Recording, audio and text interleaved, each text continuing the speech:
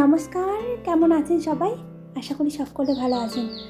বেলা এখন প্রায় 12টার কাটা ছুঁই যাবো একটু অন্নপ্রাশনে সুভদ্রার। চলুন আপনাদেরকেও সঙ্গে করে নিয়ে যাব।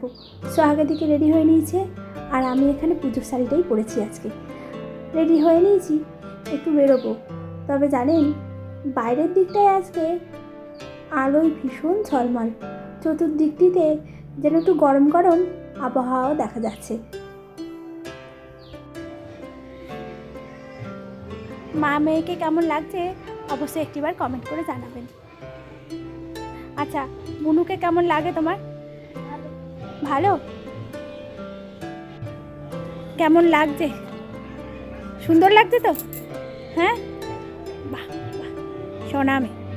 ও, তারপর তো সরস্বতী পুজো, তাই তো?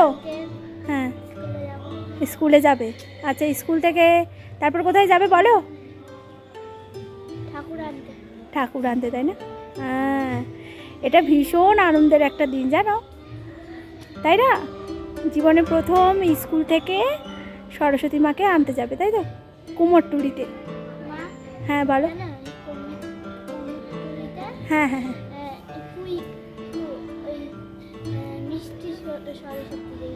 মিষ্টি সরস্বতী, ওই যে ডিজিটাল যেটা আর কি, তাই তো? খুব সুন্দর কিউট সরস্বতী, তাই তো? হ্যাঁ, আপনাদেরকেও ভাবছি একটিবার নিয়ে যাব, যদি সম্ভব হয় আজকে একটিবার দেখিয়ে আনবো যে কুমোরটুলিটা দেবী বন্দনায় কেমন সেজে উঠেছে, তাই তো? চলো তাহলে।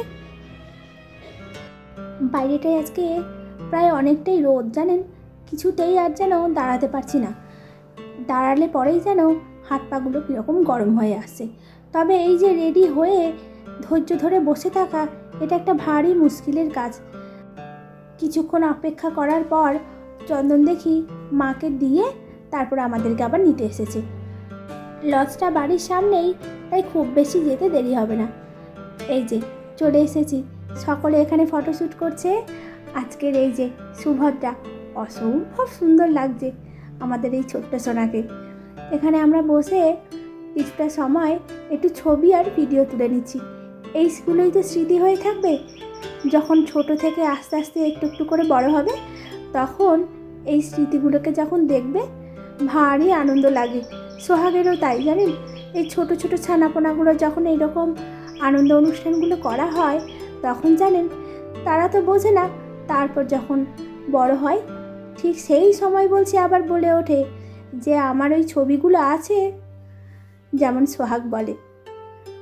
আর সামনে এই ক্যামেরা হাতে নিয়ে যে দাদাটিকে দেখছেন, আজকে উনিই আমাদের ক্যামেরা দাদা, যিনি আমাদের সব ভালো স্মৃতিগুলোকে একটু একটু করে তুলে রাখছে।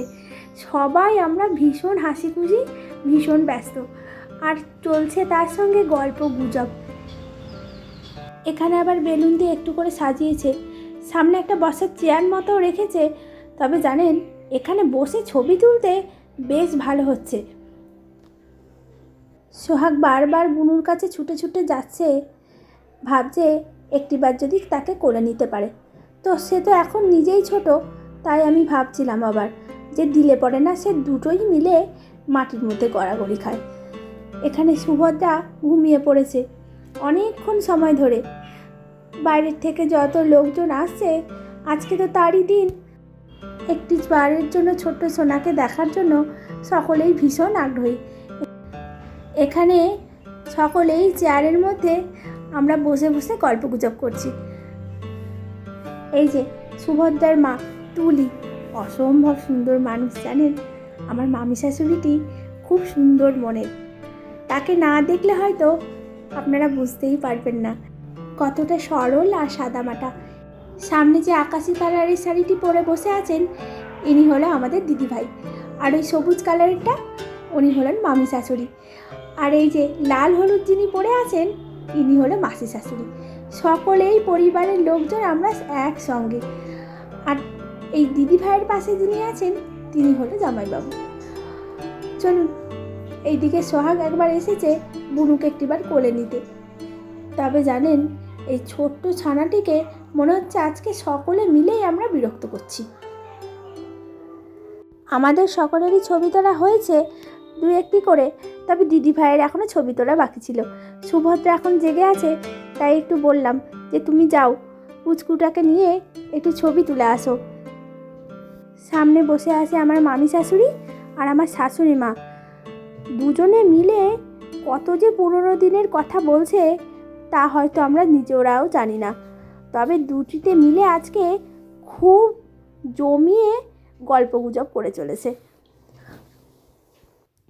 এখন এসেছে সুভদ্রার বাবা আর সুভদ্রার মা, একটু ফ্যামিলি ফটো হবে। এই যে এই ছানাটি এখন এসেছে, তাই এটাকে নিয়েও একটা ছবি তুললো। তবে জানেন, এই গৌরবটাকে কিছুতেই খুঁজে পাওয়া যায় না, কোথায় যে হারিয়ে যায়। সুভদ্রার দাদা গৌরব ভীষণ ভালো ছবি আঁকতে পারে, একদিন আপনাদেরকেও দেখাবো ওর আঁকা ছবিগুলো, অসম্ভব সুন্দর আঁকে জানেন। ফ্যামিলি শ্যুট তো হয়ে গেছে, এরপর এসেছে এই বন্ধুরা, তুলির বন্ধু। দুটি ছানা একে অপরকে দেখে ভীষণভাবে বলছি অবাক হচ্ছে, যেমনটি আমরা হঠাৎ করে আয়নায় মুখ দেখলে মনে হয় এ তো আমারই মতো। এই ছানা দুটিও হয়তো এমনটাই ভাবছে। এই যে এখন সুভদ্রাকে পেয়ে গেছি সবশেষে, দুজনেই হলুদ ম্যাচিং ম্যাচিং। আর সোহাগের দিকে বুনুকে পেয়ে ভীষণ গল্প করতে ব্যস্ত। বুনুকে বলছি যে একটিবার নিয়ে যাব আমাদের বাড়িতে, সোহাগ সঙ্গে থাকবে, তবে সোহাগ বুনুর একটু দেখভাল করবে। বুনুকে তো ভীষণভাবে ভালোভাবেই চায়, দেখবো বাড়িতে নিয়ে গিয়ে ঠিক কতক্ষণ বুনুকে এরকমভাবে ভালোবাসে। সকল বন্ধু বান্ধব আত্মীয় স্বজন একসঙ্গে হলে যেটি হয়, কেমন আছো, কীরকম আছো, সব এই কথাগুলোই। এই জীবনটি যেন এইরকম সুন্দরভাবেই কেটে যায়, হাসি খুশি মজা আনন্দই ছোট্ট একটি জীবন জানেন, তাতে যেন এই স্মৃতিগুলোই চতুর্দিকে ঘিরে থাকে। সোহাগ বারবার বলাতে একটিবার ওর কোলে আমি দিয়েছি, তবে জানেন ভীষণ ভয় হচ্ছে। ও তো নিজেই একটি ছানা, আরেকটি ছানাকে নিয়েছে, ভাবছি সে না আবার ফেলে দেয়, তাই এই জায়গাটিতে দিয়েছি যাতে কিছু না হয়। এই যে এখানে এসেছে আমার দিদা শাশুড়ি, অনেক সুন্দর দেখতে জানেন, দুজনেই যে কি মিষ্টি লাগছে। সুভদ্রার ঠাম্মি ভারী সুন্দর একজন মানুষ। এখানে এই প্রজাপতিটি দিয়েছে, অসম্ভব সুন্দর লাগছে, চতুর্দিকটি ফুল দিয়ে আর বেলুন দিয়ে ডেকোরেশন করানো হয়েছে। আমার দিদা শাশুড়ির বয়স প্রায় 80 কাটা ছুঁই ছুঁই, তবে এখনও যা শক্ত সামর্থ্য আছে, আর এই সংসারে যেভাবে ছুটে চলে আমরাও হার মানব।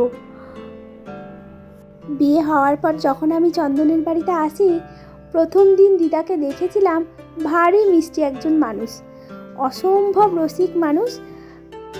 এখন তো বয়স হয়ে গেছে, তবে জানেন অসম্ভব সুন্দরী ছিলেন। যেমন দেখতে পাচ্ছেন দিদিভাইকে, দিদিভাই একদম ঠিক দিদার মতো সুন্দরী হয়েছে। এখানে সকলের খাওয়া দাওয়া হয়ে গেছে, এখন আমরা সকলে মিলে খাচ্ছি আইসক্রিম। খাওয়া দাওয়ার শেষ পর্ব চলছে, আর তার সঙ্গে চলছে গল্প গুজব। যত পুরনো দিনের কথা আর স্মৃতি আছে এক একজন এক একটি করে বলছে। সঙ্গে চন্দনও সেই ছোটোবেলার দিনগুলো দিদিভাইকে বলছে, আর আমরা একই সঙ্গে হেসে উঠে পড়ছি। এত ছোটোবেলার স্মৃতি জড়িয়ে আছে চতুর্দিকে, আর এখানে ছানাপোনারা এক একটি বেলুন নিয়ে খেলাধুলো করছে। এখন তো বেড়া শেষ, কিছুক্ষণ পরে আমরা সকলেই বাড়ি ফিরবো। চলুন তাহলে ভিডিওটি আজ এখানেই শেষ করলাম। ভিডিওটি কেমন লাগলো একটিবার কমেন্ট করে জানাবেন, আর অবশ্যই সুভদ্রাকে আপনারা সকলে আশীর্বাদ করবেন। আজ তবে আসি, আবার দেখা হবে নতুন একটি ভিডিওতে। ততক্ষণ ভালো থাকবেন।